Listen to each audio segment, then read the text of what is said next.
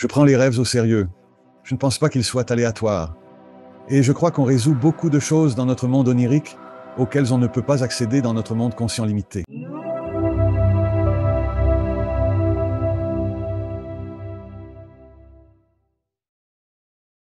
Je suis ravi d'accueillir dans l'émission Alan Cohen. Comment ça va, Alan? Salut, content de t'avoir, mec. Je te remercie beaucoup d'être venu à l'émission, mon ami. Je suis reconnaissant non seulement pour ton travail et tout ce que tu as fait, mais aussi pour ta présence dans l'émission. Je pense que nous allons avoir une conversation très sympa. Avec plaisir. Première question, monsieur. Comment avez-vous débuté votre parcours spirituel? Je me souviens, vers 5 ans, avoir dit quelque chose à un ami.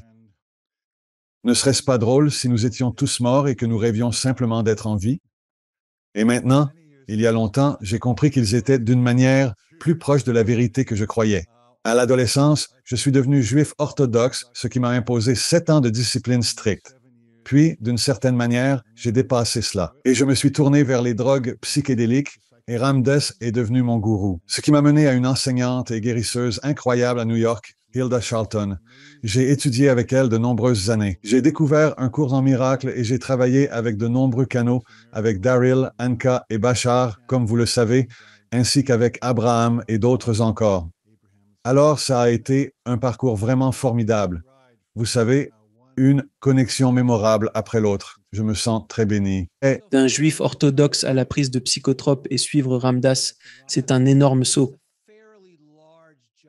Comme on le dit souvent, c'est vraiment un sacré grand saut. Avez-vous réellement travaillé avec Ramdas ou seulement suivi ses enseignements? je travaille avec lui. Il fut mon mentor au début. Puis, après avoir déménagé à Maui, non loin de chez moi, des années après, nous avons enseigné ensemble.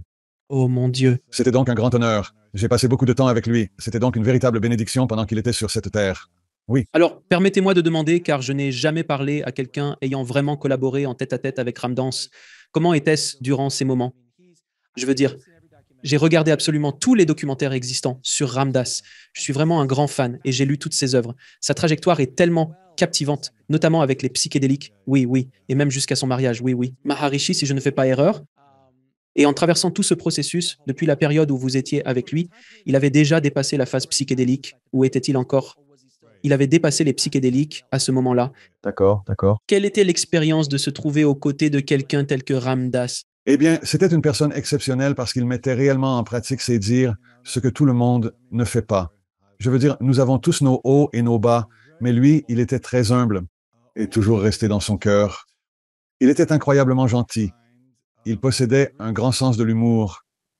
Par exemple, même après avoir subi un AVC invalidant, il a passé les 20 dernières années de sa vie en fauteuil roulant. Et à chaque fois que je me rendais chez lui pour dîner, il plaisantait à propos de son bras qui ne bougeait plus. Il se mettait également à imiter des cris de singe afin que j'ouvre la porte. Et il existait en lui une part qui réussissait vraiment à prendre à la légère sa condition humaine, à s'en amuser et à en être le témoin plutôt qu'à s'y enliser. Ainsi, il est devenu l'un des plus grands enseignants, par l'exemple même de sa vie. Beaucoup de gens parlent, mais ne passent pas à l'action. Lui, il parlait et il agissait. C'était une grande bénédiction que d'être à ses côtés. Il était vraiment drôle. Il n'a jamais perdu son sens de l'humour, jusqu'aux derniers instants. Alors, je vous invite à réfléchir à une leçon fondamentale qui se dégage de notre conversation. En tant qu'êtres humains sur notre parcours de vie, nous sommes confrontés à des événements non désirés et sur lesquels nous n'avons pas de prise. Face à cela, nous avons le choix, soit d'accueillir ces épreuves avec acceptation, soit de nous débattre dans la colère et l'amertume. L'expérience de Ramdas que vous avez partagée en est un parfait exemple. Beaucoup auraient ressenti de la colère ou de l'amertume en perdant leur capacité à se mouvoir librement, se retrouvant confinés à un fauteuil roulant pour 2 décennies.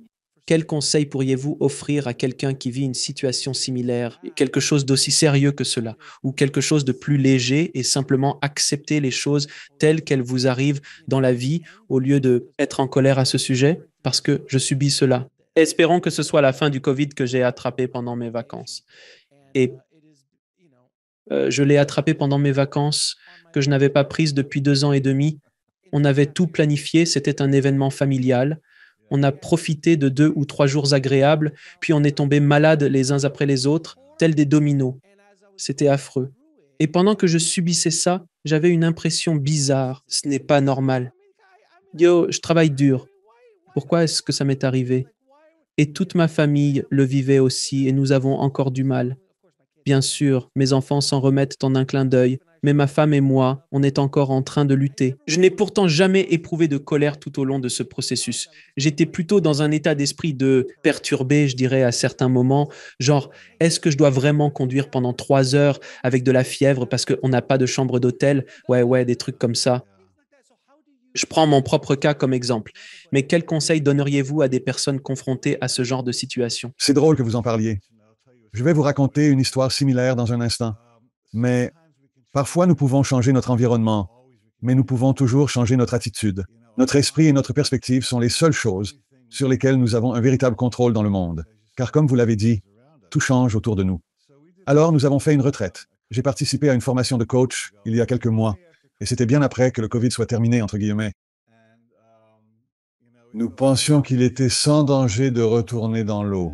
Et sur les quelques 26 personnes présentes à la retraite, environ 8 personnes ont contracté le COVID. Et nous avons découvert que l'un d'entre eux a été testé positif la veille de la fin de la retraite. Donc cette nuit, soirée de test COVID organisée. Pour garantir la sécurité, nous avons fourni des kits à chacun. Puis, rassemblés dans le hall du chalet, nous avons lancé de la musique et commandé des pizzas pour tous. Et nous nous amusions à nous faire des tests nasaux en riant. Et puis, quand quelqu'un obtenait un résultat négatif, tout le monde défilait en applaudissant. Et c'était l'expérience la plus incroyable. Des gens qui prenaient ce qui pourrait être négatif pour en faire quelque chose de positif. Et puis, pour ceux qui sont finalement rentrés chez eux avec, je suis resté en contact.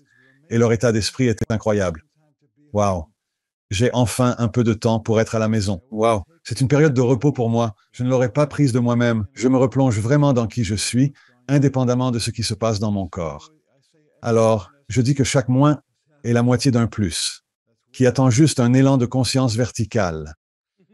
Nous sommes donc capables de contracter même un COVID ou un AVC, que Dieu bénisse Ramblas, et de découvrir une façon de le percevoir qui soit valorisante plutôt qu'invalidante.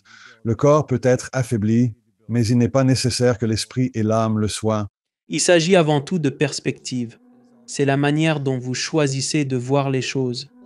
Comme je l'ai dit, je ne suis pas content de ce qui s'est passé. J'espérais vraiment des vacances relaxantes, pas des vacances avec des frissons et de la fièvre. Y a-t-il eu des leçons spirituelles pour vous dans cette expérience?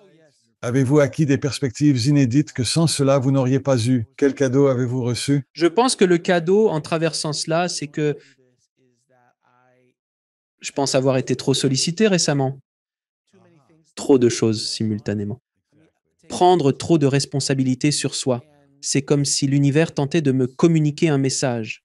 Tu dois impérativement réévaluer tes engagements, la manière dont tu veux utiliser ton énergie et tout le reste.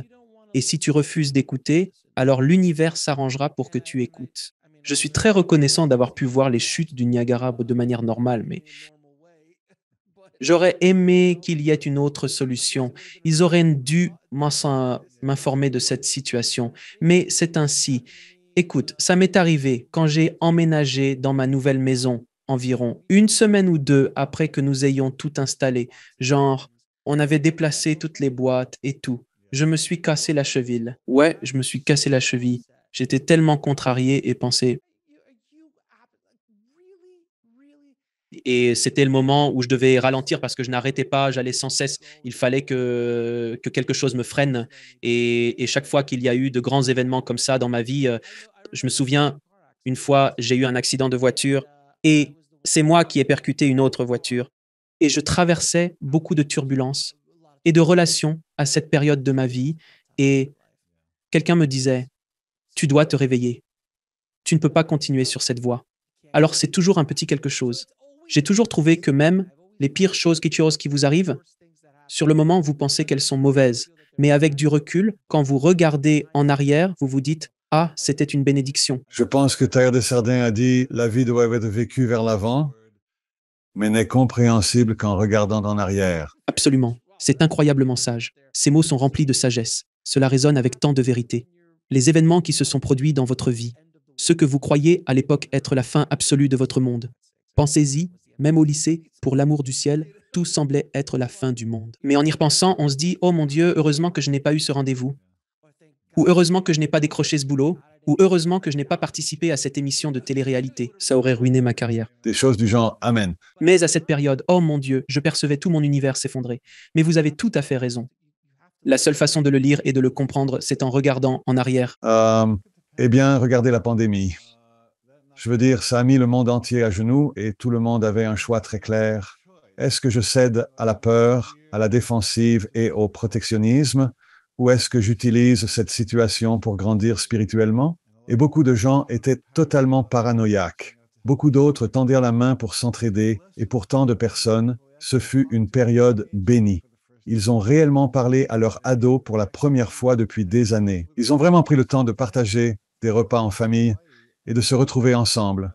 J'habite à Hawaï et il y a eu une période de 2 ou 3 mois sans tourisme. Et les récifs ont commencé à se régénérer. En faisant de la plongée avec tuba, j'ai vu ces récifs gris et morts reprendre vie.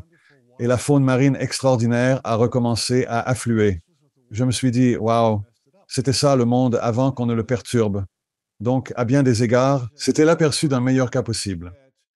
Quand on prend une situation et qu'on en extrait le don spirituel, c'est la seule manière que je vois pour que ça fonctionne. Il y avait le regretté et grand Wayne Dyer avait toujours l'habitude de dire, il disait, je viens tout juste d'arriver de Maui parce que quelqu'un devait le faire. Alors je vous dis la même chose. Vous vivez à Hawaï parce que quelqu'un doit le faire. Je veux dire, quelqu'un doit le faire. Il faut que quelqu'un le fasse. Autant continuer à maintenir la vibration. Alors, qu'est-ce qui vous a mené à un cours de miracle? Eh bien, j'ai vu une pub sur ça dans Psychologie aujourd'hui. Et c'était une publicité vraiment kitsch. Et ça montrait ce type, en fait, ce n'était pas une pub, c'était une histoire. Et ça le montrait en train de marcher dans la rue avec ses 3 livres dorés, qui lui tombaient littéralement du ciel. C'est dingue, mec. C'est juste un autre voyant. Et franchement, je n'ai pas besoin de prétendre à des miracles. Je ne veux pas agiter la main et provoquer un sacré oui, je n'ai pas besoin de faire ça. Et ensuite, une voix a dit, fais simplement ça. C'était tout simplement cette voix profonde qui disait, je me fiche de ce que ta personnalité raconte. Fais-le simplement. Alors, j'ai passé commande pour les livres, et à cette période, il y avait 3 volumes reliés. Puis, j'ai ouvert le premier livre et j'ai lu l'introduction. Voici le cours en miracle. Oh mec, c'était tellement évident, ça m'a sauté aux yeux. C'était comme, tu sais, dans les comics, quand Batman donne un coup et bam, c'est frappant. Pouf, des années 60, ouais. C'était vraiment comme, oh mec, cela m'a ému, sincèrement, de manière profonde. Et j'ai réalisé que c'était la vérité, un message divin. Et la voix disait, reste avec nous, et tu en retireras de grands bénéfices. Alors, je l'ai fait. C'était il y a 42 ans, en 1981. Qui a écrit le livre? Qui a rédigé un cours en miracle? Je veux dire, je sais qu'il y a une personne physique qui l'a écrit. Oui, mais qui en est le nègre, si vous voulez? Eh bien, le nègre, c'est Jésus, Jésus-Christ. Et ensuite, assez captivant, car il a opté pour un personnage cynique, psychologue clinicienne professionnelle, athée, Helen Schuckman comme son canal. Le canal le plus improbable. Mais ils avaient un contrat d'âme, vous comprenez? Et donc, dans le cours, Jésus fait de nombreuses fois référence à des choses qu'il a dites dans le Nouveau Testament et à des événements comme sa crucifixion et sa résurrection. Il ne fait donc aucun doute que la voix qui le canalise est celle de Jésus-Christ. Vous n'êtes pas obligé de croire, le matériel se tient par ses propres mérites. Sans vraiment y croire, mais si Jésus devait nous adresser la parole aujourd'hui, je pense qu'il choisirait d'utiliser une voix. Il y a ça. Vous disiez tout à l'heure que vous aviez dit quand vous étiez plus jeune que, et ça, peut-être que nous sommes morts et que nous rêvons simplement d'être en vie. Très style Matrix, si vous voulez. C'est pourquoi j'aime Matrix pour ses dimensions spirituelles. Ouais, amen. Et ses couches multiples, tel un oignon. Et des combats de kung-fu stylés, bien sûr, et Keanu Reeves. Mais cette immense illusion à travers laquelle nous évoluons, qui n'est autre que le monde physique, est tellement captivante.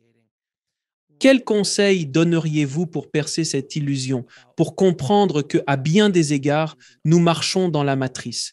Nous sommes dans la matrice. Nous ne sommes pas dans le véritable lieu de l'esprit, là où nous sommes vraiment qui nous sommes. J'utilise souvent cette analogie, et je l'ai déjà dit dans l'émission parce que je viens de l'industrie du cinéma, que quand vous êtes en plateau, le plateau c'est le monde, et les personnages sont des personnages créés par les scénaristes, mais ce sont des acteurs qui entrent en scène. Donc, si Anthony Hopkins arrive sur le plateau et veut jouer Hannibal Lecter, il est comme je veux interpréter un cannibale charmant et cannibale dans un film d'horreur pour voir ce que ça fait. Il entre, il joue les scènes, et puis à la fin, le réalisateur crie coupé, et il rentre chez lui pour la journée. Mais la folie dans laquelle nous sommes, c'est que nous continuons de croire que nous sommes réellement Hannibal Lecter, que nous sommes les personnages que nous interprétons et non véritablement l'acteur qui les joue. Voilà donc mon analogie avec la grande illusion. J'aimerais entendre ce que vous en pensez. Eh bien, il y a un proverbe italien qui énonce, quand la partie d'échecs finit, à la fin du jeu, le roi et le pion retournent dans la même boîte. Waouh, c'est cool. Oh, waouh, c'est si profond. J'adore ça. C'est là que Hannibal Lecter va quand le film est terminé. Et ainsi, nous faisons le choix d'endosser des rôles et nous sommes plus l'acteur que le rôle. Et pour répondre à ta question initiale, Alex, quand je ne suis pas dans mon état normal, quand je me sens limité par mon corps et les 3 dimensions seulement, cela ne me fait pas du bien car j'aspire à ceci et cela et je ne peux pas obtenir cela, ce qui me frustre pour ceci. On dirait que cela me précipite dans un véritable réseau de limitations. Peur, maladie, mort, conflit, et oh oui, bien plus encore. Quel monde avons-nous donc créé? Lorsque je médite, prie, fais mon cours en miracle, ma leçon ou me promène dans la nature, je me connecte à un endroit en moi tellement plus profond, tellement plus gratifiant. Et si je pouvais lui donner une voix, elle dirait, ceci est la réalité. Souvenez-vous de cela. Et donc je réfléchis beaucoup. Nous tous, nous avançons dans le contraste de nous laisser absorber par la matrice physique. Et puis nous avons nos moments où nous nous élevons au-dessus et nous nous rappelons qui nous sommes vraiment. Et ces moments sont des dons de Dieu, si vous voulez, pour nous maintenir sur la bonne voie et nous aider à ne pas nous enfoncer davantage dans les sables mouvants. Alors, en fin de compte, nous devons vraiment explorer ce que nous ressentons lorsque nous sommes dans notre bon esprit et ce que nous ressentons lorsque nous sommes dans notre mauvais esprit et continuer à choisir entre les deux en espérant choisir de plus en plus le bon esprit. Ouais, sûrement. C'est vraiment fascinant parce que tu as raison. La plupart du temps, nous vivons dans le physique et nous avons des aperçus de la connexion. Ouais, ouais. De l'éternité et non de l'éternité, mais de l'esprit, du lieu supérieur d'où nous venons tous. Et à mesure que tu vieillis ou que tu deviens plus habile à pouvoir y accéder, la vie change pour toi, j'ai remarqué. La méditation en est une grande partie et marcher dans ce chemin spirituel. Vous vous rendez au parc national de Yellowstone ou vous vous trouvez devant un majestueux et imposant séquoia. Vous vous connectez à quelque chose de tellement plus grand que vous, là où la plupart d'entre nous vivons, les détails infimes du quotidien, ces choses qui n'ont même pas d'importance. Je dis toujours aux gens, je leur dis toujours, genre, je suis en colère contre cette personne. Je me dis, dans 50 ans, est-ce que ça aura de l'importance? Dans un siècle, cette préoccupation qui vous semble si cruciale aujourd'hui, revêtira-t-elle encore une quelconque importance? Alors, que se passe-t-il si Bachar donne le mantra? De nombreuses personnes lui confient leurs problèmes. Quoi ensuite? Et cela me fait aussi penser à une phrase issue d'un cours en miracle, qu'il désigne sous l'appellation le tonnerre de l'insignifiance. Cela semble tellement réel, si vivant. Ainsi, je me dois d'éteindre ce feu. Si je ne le fais pas, il se pourrait que quelque chose de terrible survienne. Pourtant, ce n'est qu'une immense distraction. Et si nous pouvions simplement conserver notre calme pour un moment, tel que nous avons récemment acheté une propriété. Pendant le processus de négociation, on s'est un peu échauffé avec notre agent immobilier. Et donc, à mesure que nous élevions la voix, elle baissait la sienne. Et plus nous parlions fort, plus elle parlait doucement. Nous n'avons pas crié, mais nous étions contrariés. Et c'est ainsi que j'ai appris une grande leçon. Quelque part dans la Bible, il est dit qu'une réponse douce détourne la colère. Et ce qu'elle accomplissait, c'était de nous recentrer et de nous ramener à la vibration essentielle de d'accord, qu'est-ce qui va réellement faire fonctionner les choses ici? Si, pris dans l'ardeur d'une contrariété, d'un désir ou de ce qui vous captive, vous pouviez marquer une pause, respirer et vous rappeler qu'une leçon d'un cours en miracle nous enseigne à choisir de voir la paix plutôt que le conflit. Et je m'en sers souvent. Je suis coincé dans les embouteillages. D'accord. Je peux voir la paix plutôt que ça. Mon partenaire dit quelque chose. À cet instant, si je le voulais vraiment, si je le voulais vraiment, vraiment, je pourrais choisir la paix. Bon, essayons ça pour voir. Quelle sensation cela me ferait-il si je choisissais la paix plutôt que cette contrariété? Oh, ça fait plutôt du bien. Voilà donc une méthode que j'utilise. Oui, et de plus, je ne suis pas sûr si tu as également ressenti cela, mais parfois, autrefois, moi j'avais coutume, trouver satisfaction à me complaire dans la misère et savourer la douleur, savourer la dépression des choses. Genre, je me souviens quand une fille me brisait le cœur, au collège ou au lycée, je rentrais littéralement chez moi et je mettais de la musique triste pour me morfondre cette sensation comme je ne désire pas me sentir bien, je souhaite simplement me complaire dans et accentuer ma douleur. Qu'est-ce que cela? As-tu senti cela? Faisais-tu également cela quand tu étais jeune? Oh oui, il est bien connu que le malheur aime la compagnie, y compris la sienne propre. Donc c'est comme s'il y avait récompense. L'ego nous lance beaucoup de récompenses en disant tu obtiens beaucoup de sympathie, tu gagnes de l'argent. Il y a beaucoup de récompenses à être malade ou contrarié. Et à un moment donné, les récompenses de la paix commencent à surpasser celles de la contrariété. C'est un grand tournant pour beaucoup d'entre nous. Je pense que dans le Nouveau Testament, Paul a dit, lorsque j'étais enfant, je prenais plaisir aux jouets de l'enfance, mais maintenant que je suis homme, je jouis des récompenses de l'âge adulte. Ce qu'il voulait dire, c'est qu'à un moment donné, nous devons laisser de côté les jouets de l'auto-indulgence, de la misère et de l'apitoiement sur soi et dire non, cela ne m'apportera pas vraiment ce que je désirais ardemment. Il doit y avoir une récompense plus élevée. Oui, pourriez-vous offrir des conseils sur la manière de surmonter l'attraction souvent irrésistible de l'ego? C'est tellement un petit fripon, cet ego. Parce que oui, il y a des instants où c'est tellement évident et tu peux le voir arriver de très loin. Mais mon Dieu, on dirait qu'il manœuvre en secret, de sorte que, lorsque tu finis par t'en apercevoir, il est déjà trop tard.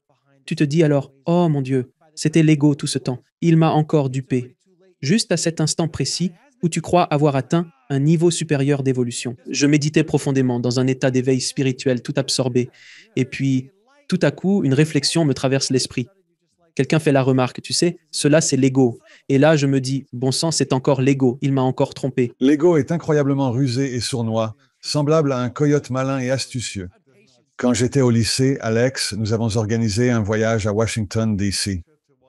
J'habitais à New York et pour notre voyage de fin d'année, ils ont pris une grande photo de tout le monde assis sur d'immenses gradins. Ils te positionnent sur ces énormes gradins larges et prennent une photo de toute ta classe avec le Capitole en arrière-plan. Et puis, l'album de fin d'année est finalement sorti. Mon pote demande, Alan, tu vois quelque chose d'étrange sur cette photo? Perplexe, je dis non.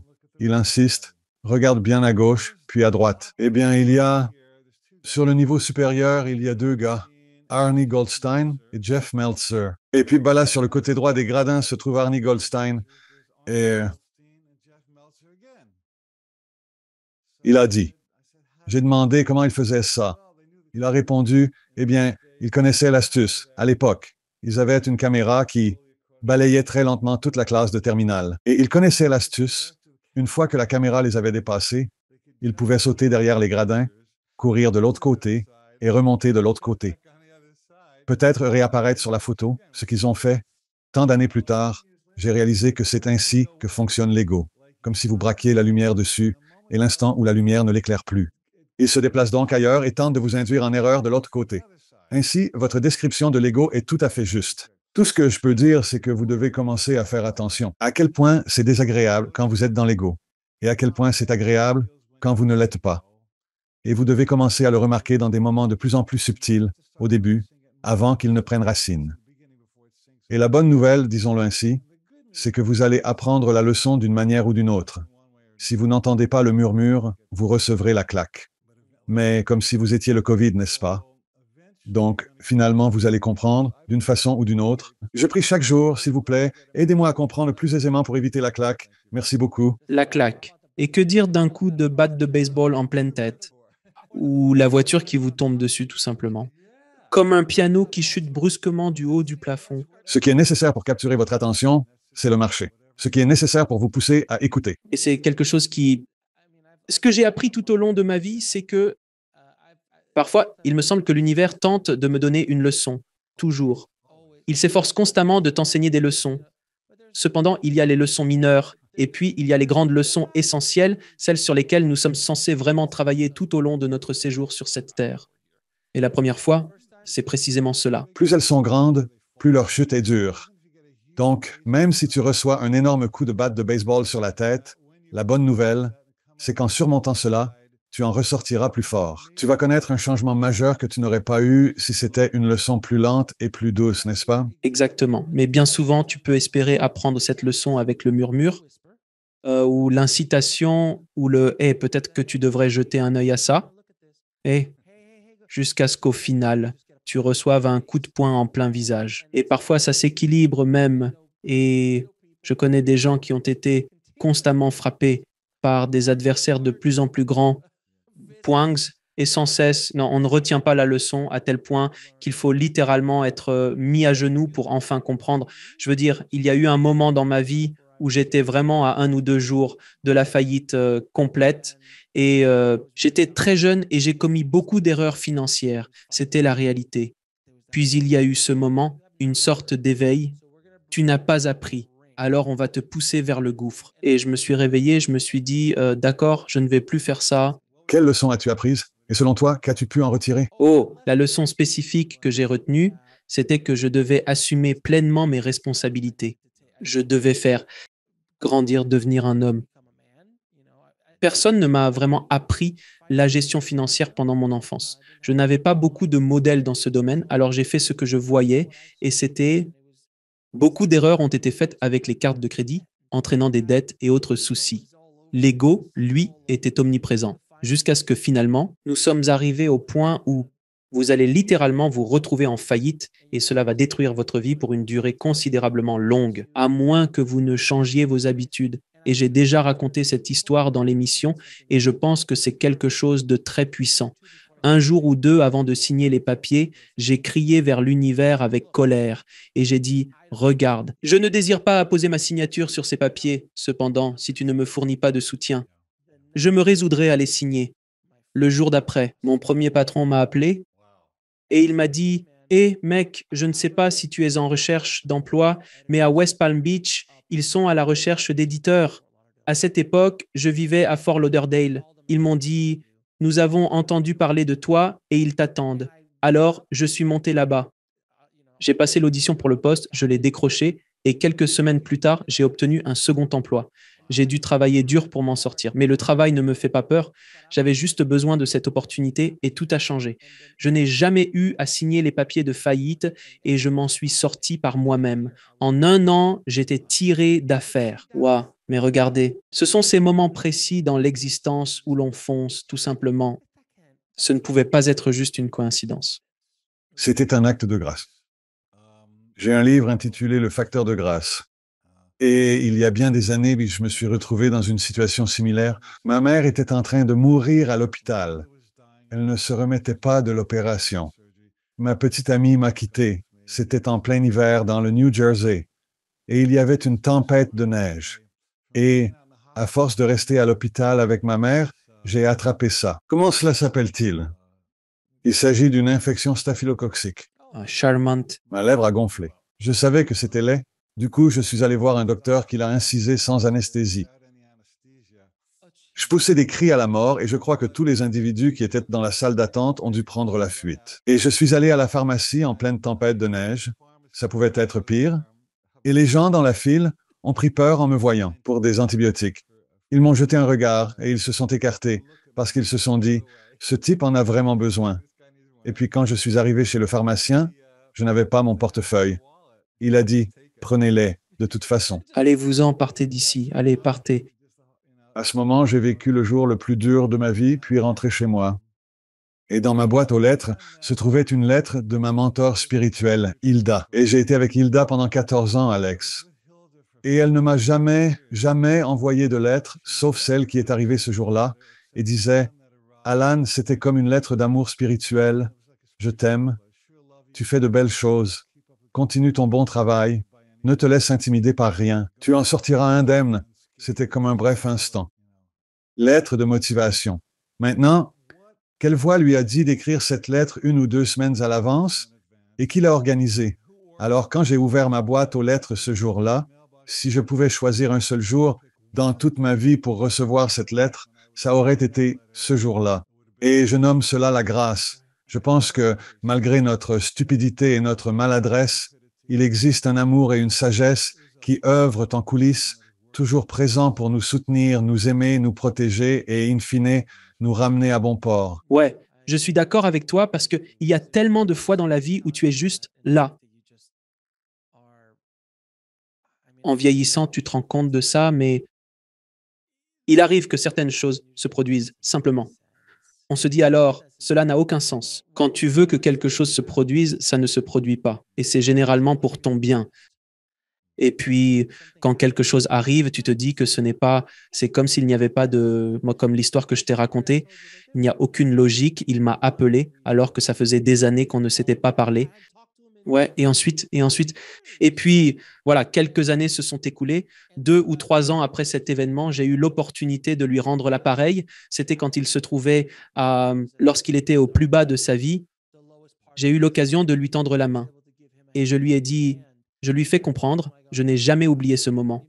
Il fait genre, comment ça? Je lui dis, tu m'as sauvé la vie. Il fait genre, sérieusement? Je lui réponds, oui, vraiment. J'étais vraiment au bord de la faillite. Si tu n'avais pas fait cet appel salvateur, j'aurais signé les documents de faillite et à l'heure actuelle, je serais encore en train de gérer les répercussions de cette décision. Et j'ai pu l'aider alors qu'il était dans une situation encore plus sombre que la mienne, ce qui était merveilleux. Pouvoir boucler la boucle de cette manière, c'est vraiment remarquable. De nos jours, nous discutons fréquemment des événements de notre vie et des erreurs que nous sommes susceptibles de reproduire continuellement, ce que l'on pourrait désigner comme des schémas répétitifs. Existe-t-il des moyens ou des conseils que vous pourriez nous donner pour briser ces schémas qui ne sont pas...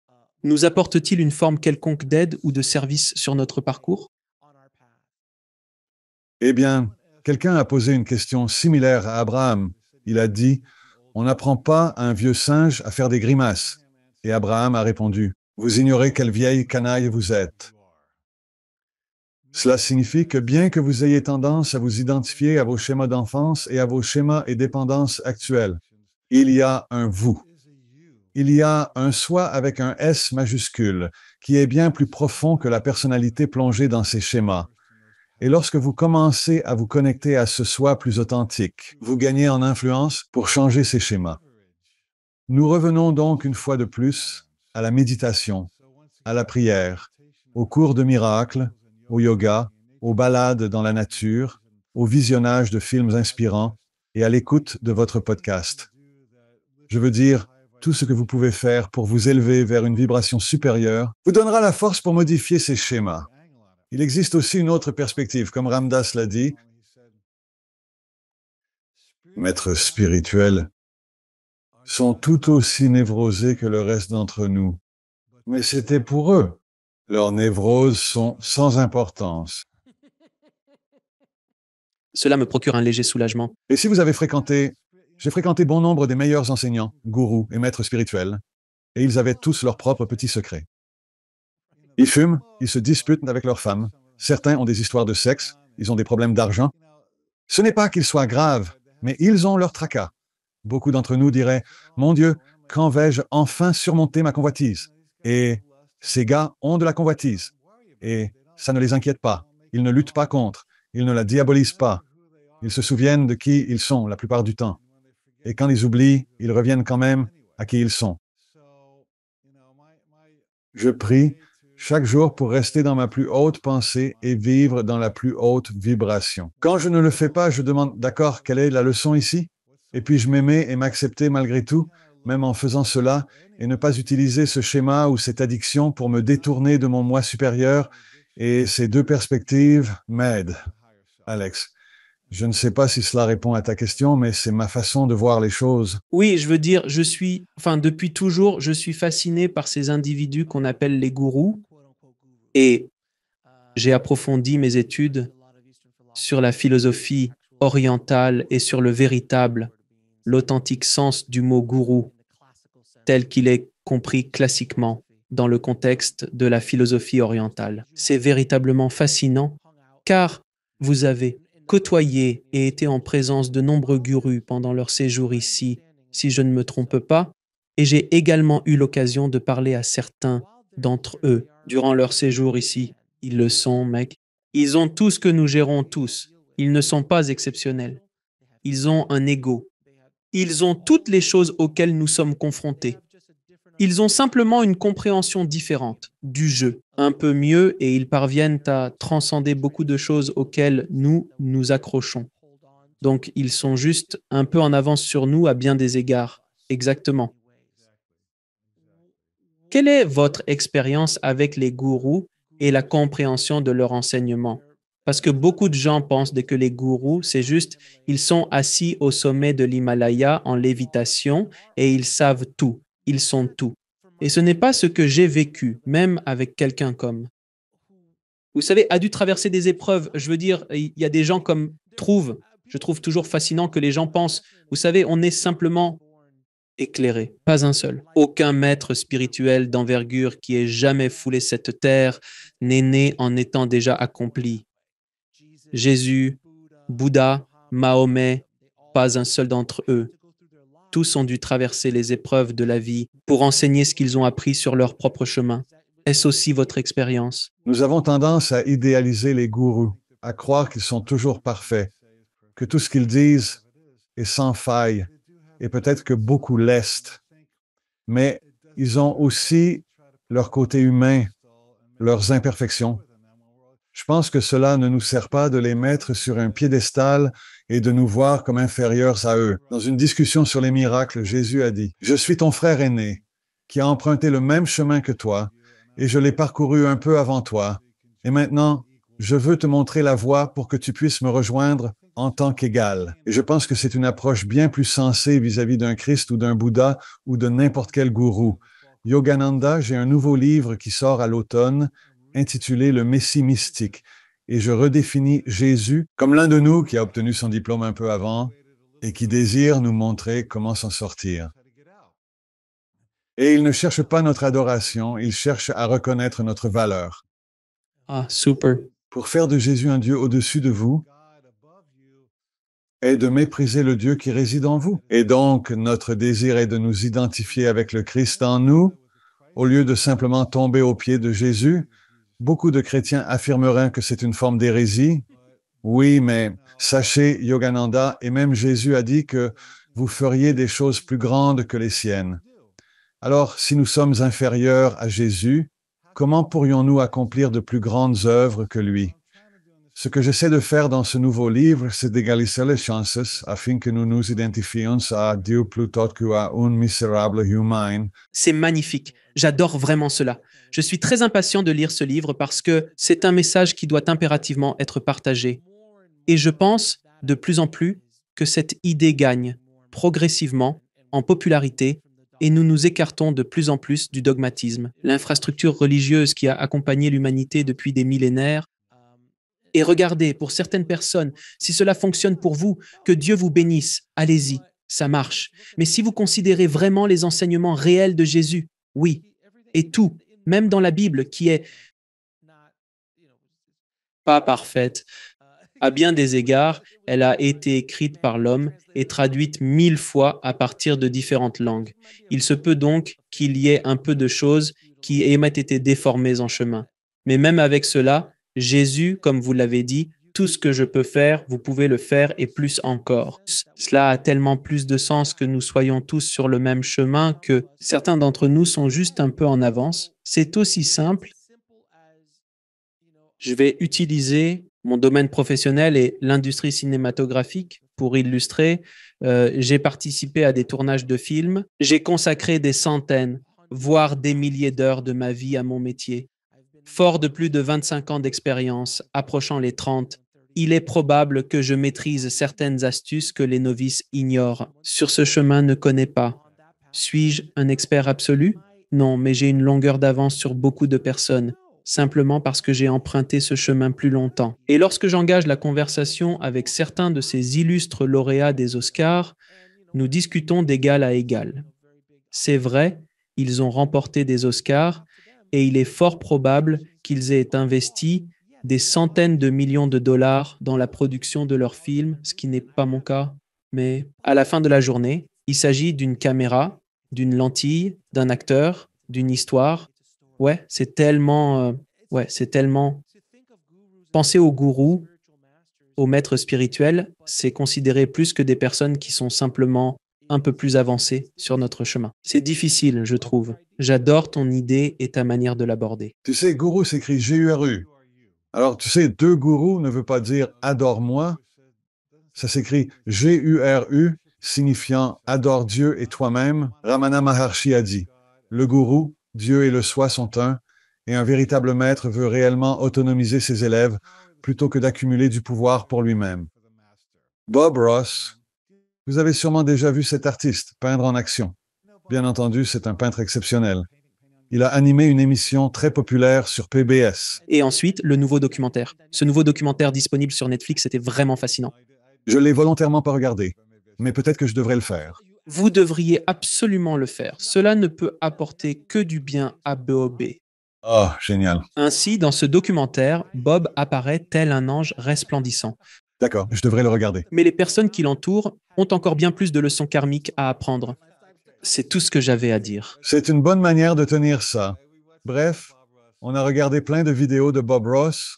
Son énergie est tellement douce. Et dans une des vidéos sur YouTube, un des commentateurs a dit, Bob Ross ne peignait pas afin de démontrer qu'il était un grand peintre. Il peignait plutôt pour nous montrer que nous pouvons tous être de grands peintres. Oui, exactement.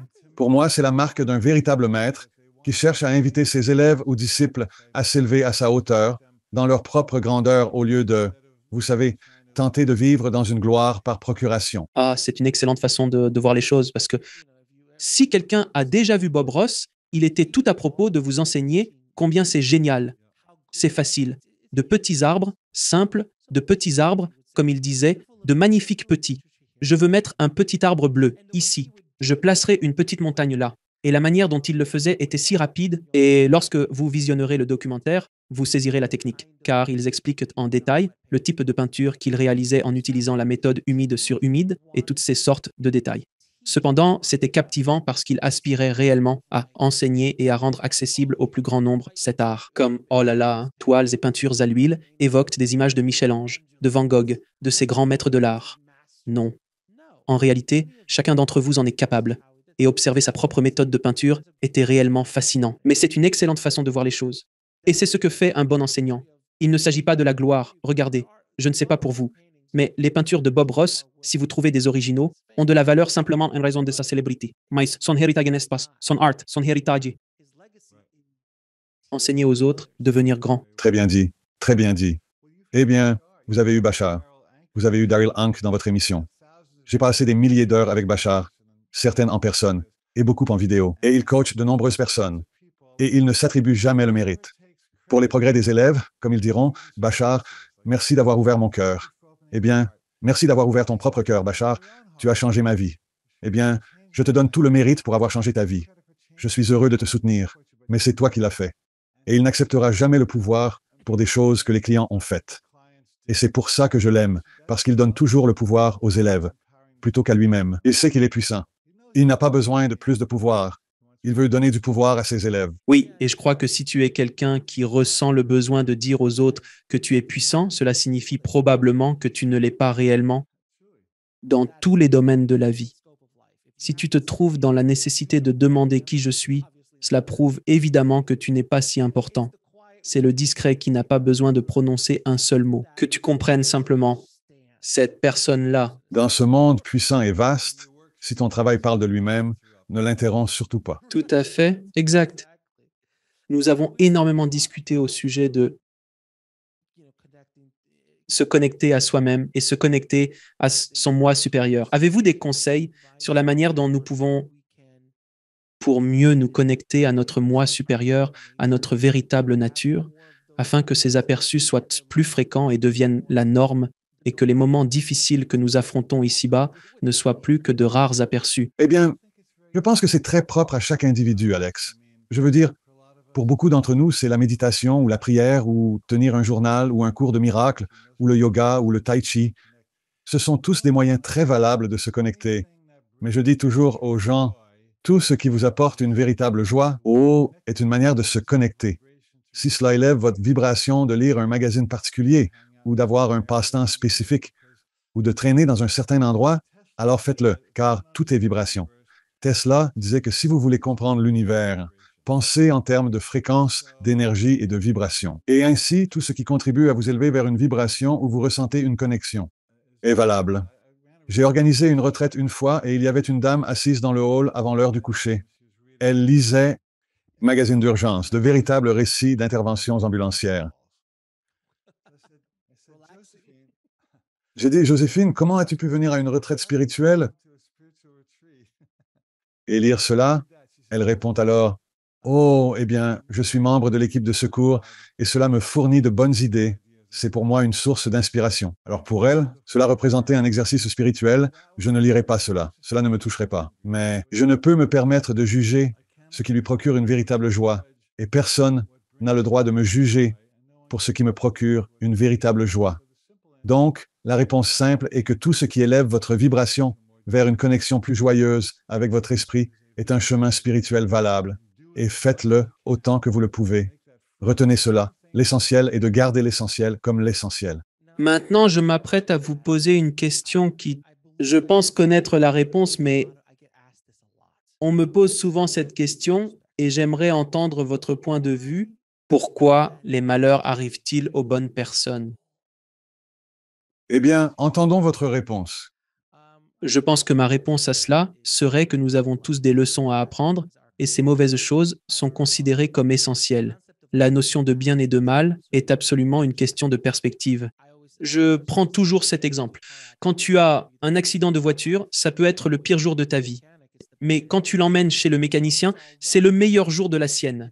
Donc tout est relatif. L'action est l'action. Elle n'a pas de charge négative ou positive. C'est nous qui lui attribuons une charge négative ou positive.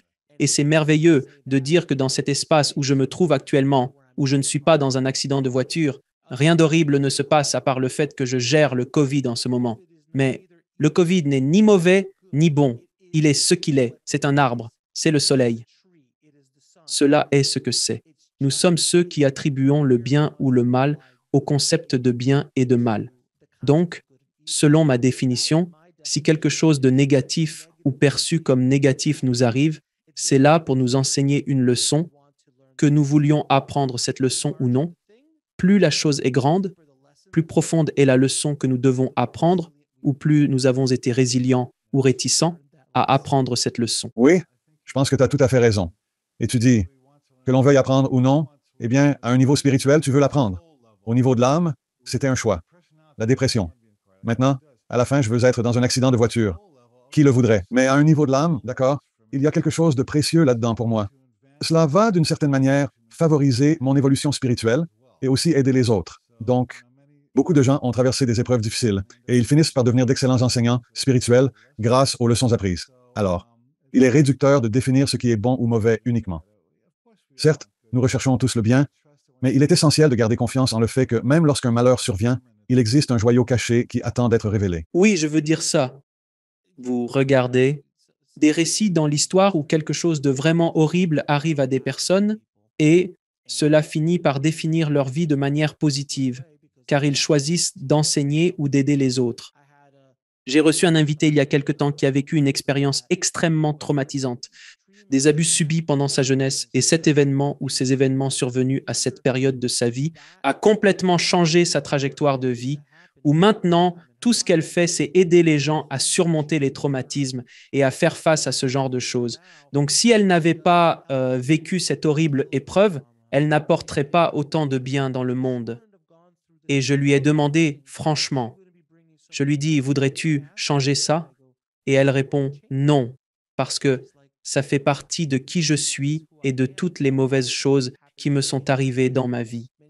Beaucoup de gens me demandent, voudrais-tu revenir en arrière et changer ça? Mon premier livre parlait de comment j'ai failli réaliser un film de 20 millions de dollars pour la mafia. Et j'en ai été traumatisé par un gangster souffrant de bipolarité qui menaçait quotidiennement ma vie pendant plus d'une année. Et c'était tellement traumatisant. Il m'a fallu des années pour m'en remettre. Et c'est à ce moment-là que j'ai presque fait faillite. Et c'était vraiment difficile. C'est encore, c'est encore. Les résonances de cet événement quand j'étais dans la vingtaine persistent encore aujourd'hui, mais j'ai écrit un livre à ce sujet. J'ai pu m'en libérer. Et maintenant, quand je regarde en arrière et les gens demandent « Pourquoi fais-tu ce que tu fais ?» Je réponds « J'ai toujours voulu aider les gens à éviter la douleur, celle que j'ai traversée. » Donc, mes autres projets dans le domaine du cinéma, il y a effectivement un lien direct avec cet affreux événement, car mon intention première était d'aider les gens à l'éviter. Des erreurs, des pièges et des choses pouvant leur nuire. Je l'ai fait inconsciemment et je le refais actuellement, mais c'est dans le domaine spirituel que cela se passe en tant que tel. Chose merveilleuse. Vous avez transformé vos épreuves en compassion. Joe Campbell évoquait le voyage du héros, un concept qui vous est probablement bien familier. Il expliquait que durant ce périple, le héros est confronté à de multiples épreuves et tribulations. Il en émerge transformé, mais cela ne signifie pas pour autant la fin de son voyage. Campbell affirmait que lorsque le héros parvient à saisir le Saint Graal, ce joyau de sagesse forgé par ses épreuves, il lui incombe alors la responsabilité de partager ce trésor avec sa communauté. Personne ne grandit spirituellement seulement pour soi. Ainsi, lorsque vous revenez et que vous enseignez, que vous épargnez aux autres les mêmes épreuves que vous avez traversées, alors le cercle est bouclé et cela prend un sens bien plus grand dans votre propre croissance spirituelle, car cela s'étend et se multiplie à de nombreuses autres personnes. Bien sûr, ce que je veux dire, c'est que si j'avais appris toutes ces leçons sans jamais les enseigner, cela n'aurait pas eu le même impact. Ça aurait été dénué de sens. Et on ne peut pas ne pas le faire. Je veux dire, je travaille avec beaucoup de personnes dans les AA, et ces gens ont traversé tant d'épreuves. Ils ne peuvent pas concevoir de simplement se terrer et se cacher.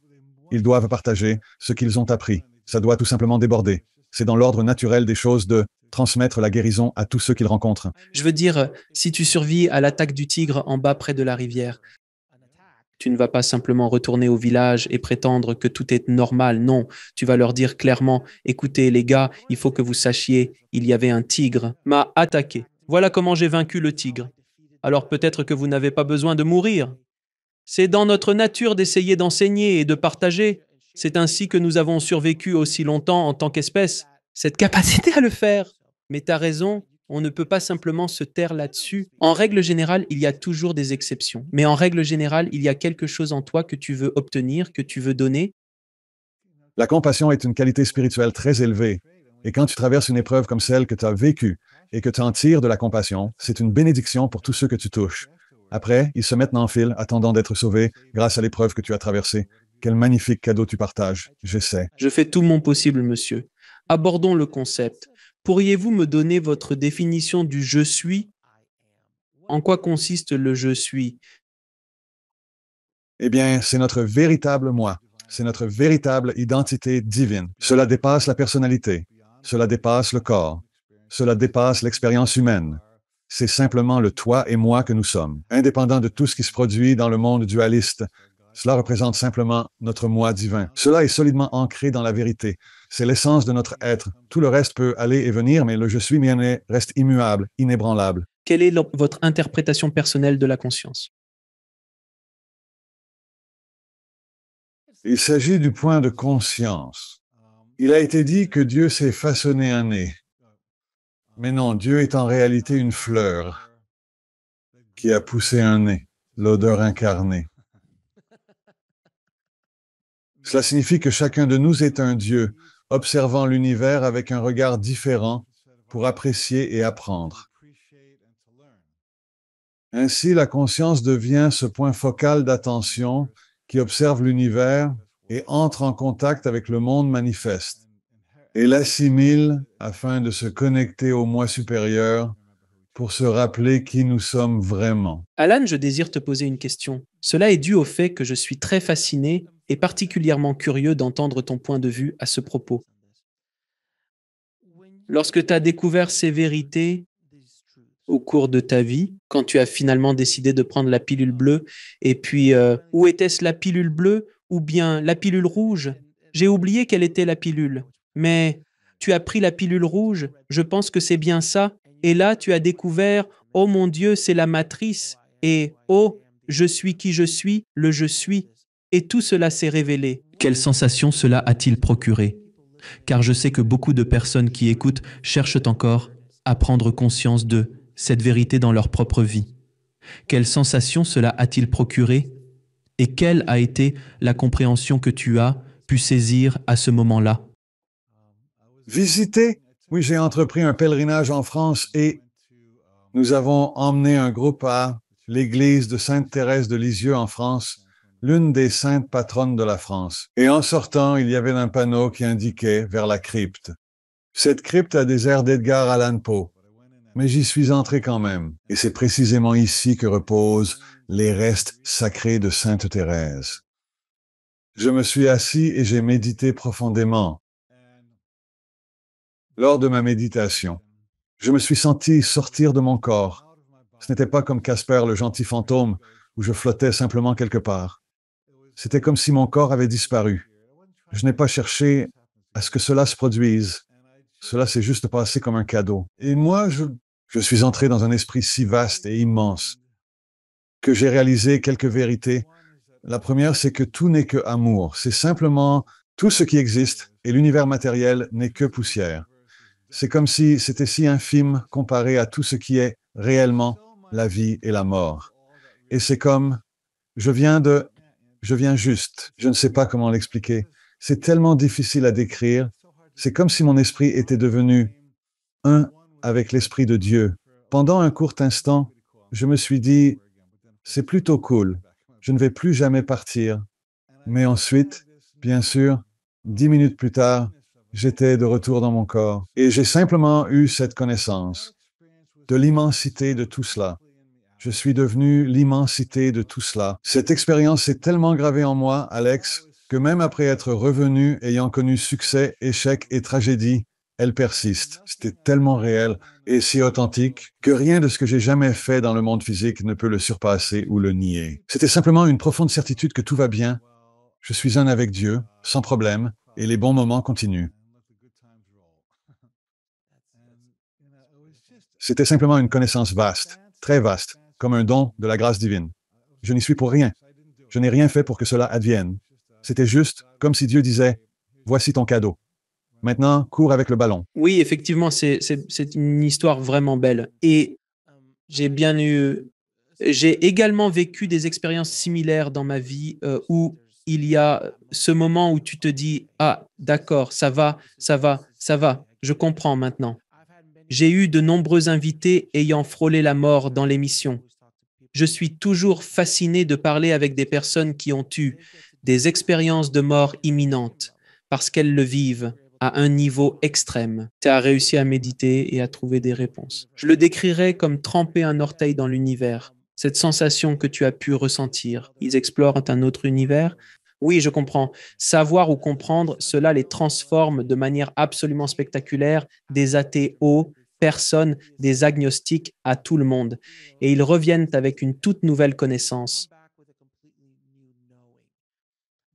Et cela continue toujours de me fasciner quand je leur parle, car on ne peut pas rester inchangé par un événement comme celui-là. Exactement, ce sont, vous savez, espérons que nous devrions tous mourir et revenir pour pouvoir faire cela.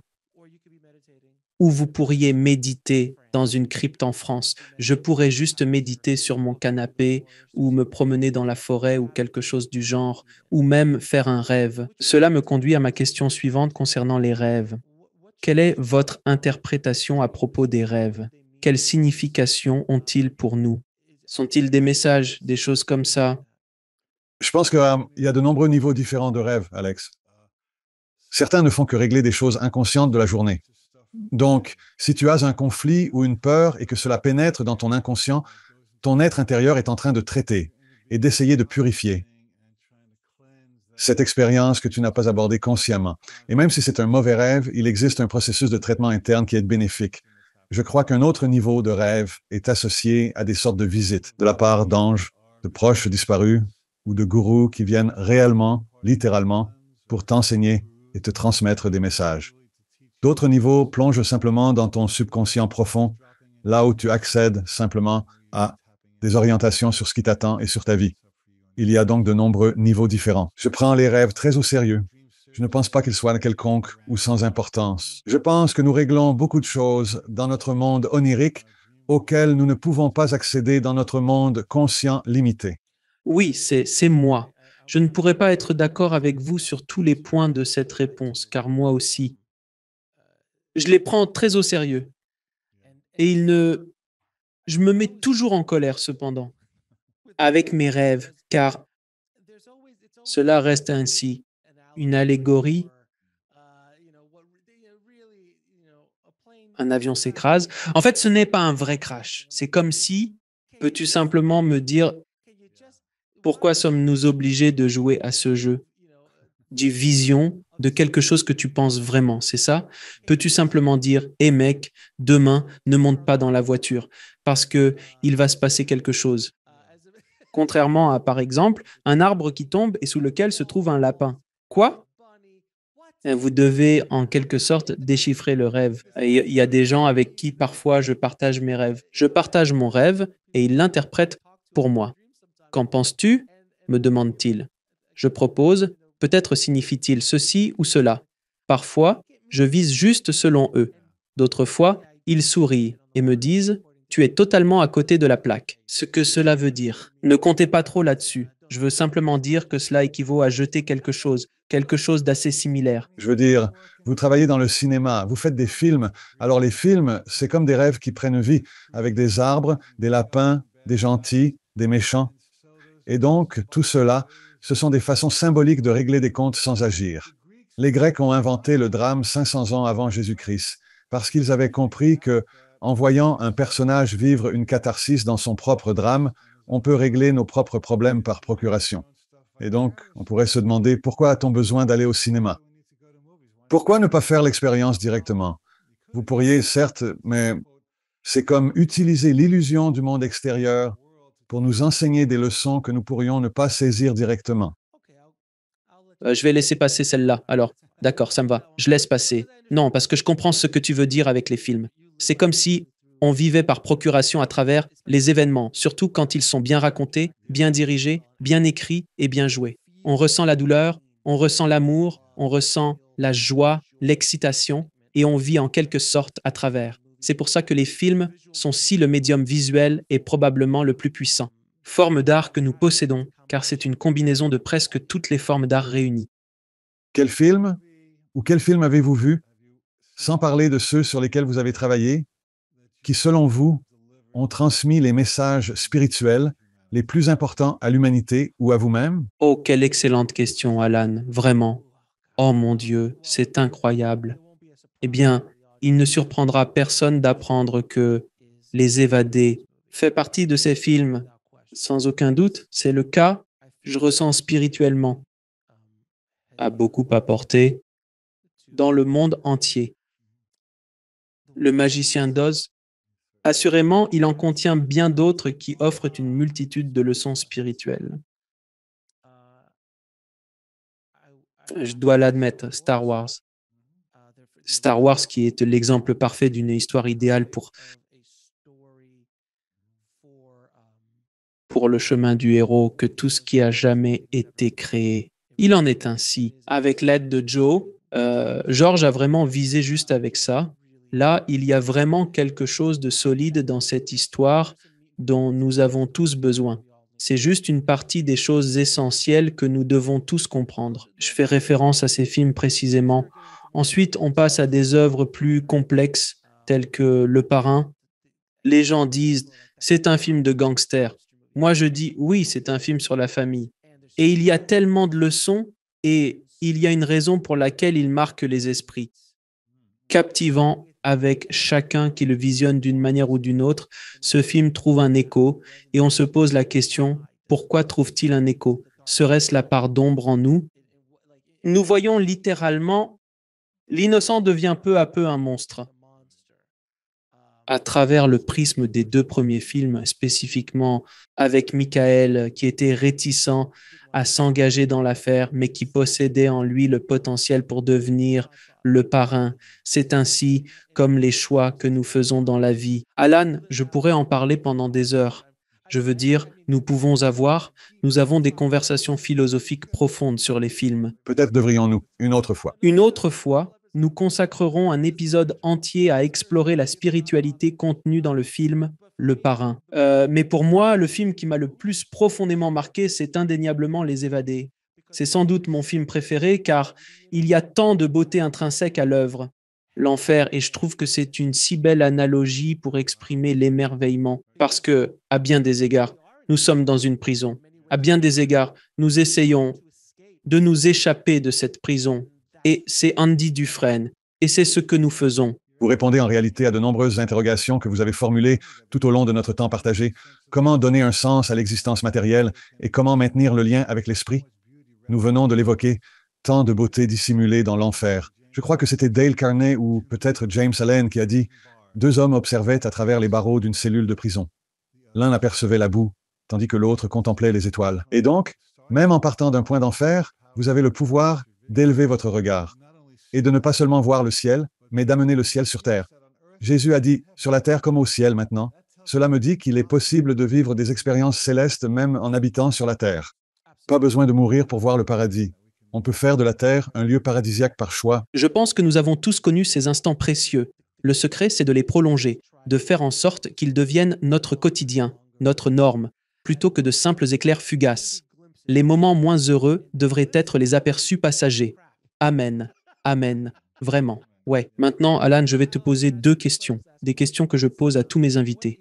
Quelle est ta mission dans cette vie? Ma mission est de parvenir à me connaître en tant qu'entité divine, à garder en mémoire autant que faire se peut l'amour et la paix, et dans la mesure du possible, de le transmettre aux autres.